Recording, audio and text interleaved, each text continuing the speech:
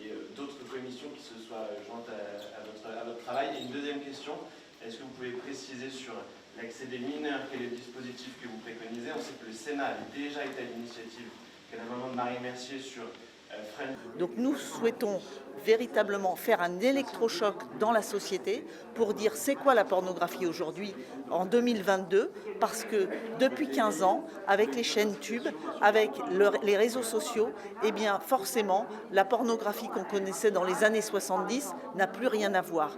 Et cette massification de la consommation, cette massification de la production et de la diffusion fait que c'est devenu un système totalement opaque, incontrôlé, avec non pas des questions d'affaires de sexe, mais il est bien question dans cette industrie d'affaires d'argent, puisque la majorité des acteurs sont hébergés dans des paradis fiscaux. Évidemment qu'on démontre quand même dans le rapport ce terme, évidemment, mais nous n'avons pas eu ce débat au sein de l'équipe de co-rapporteurs. Je pense qu'il faut absolument qu'on s'empare collectivement de ce dossier, hommes et femmes, parce que on biberonne des générations à la pornographie aujourd'hui, avec toutes les conséquences désastreuses qu'il peut y avoir, notamment pour les rapports dans la vie courante entre les hommes et les femmes, mais entre les personnes de manière plus générale.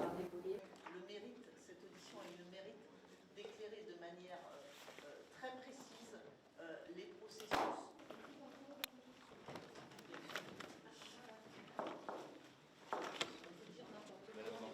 Le rapport, j'en suis satisfaite, plus ou moins, mais voilà, je trouve que les mesures demandées les propositions avancées sont bien, notamment sur l'éducation sexuelle, surtout que maintenant on est dans l'hypersexualisation avec Internet, les réseaux sociaux, etc. Donc je trouve que c'est très important d'aborder ces sujets-là avec les mineurs.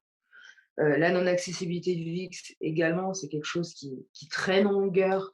Voilà, maintenant il faut appliquer la loi rapidement.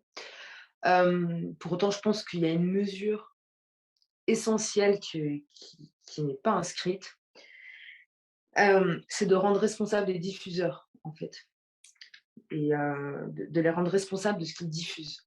Je ne suis pas sûre de saisir ce qui deviendrait illégal exactement, si vous pouvez donner un exemple. Est-ce que ça signifie Faire de la prévention, oui, c'est bien, mais nous, ce qu'on demande avant tout, c'est qu'il y ait un cadre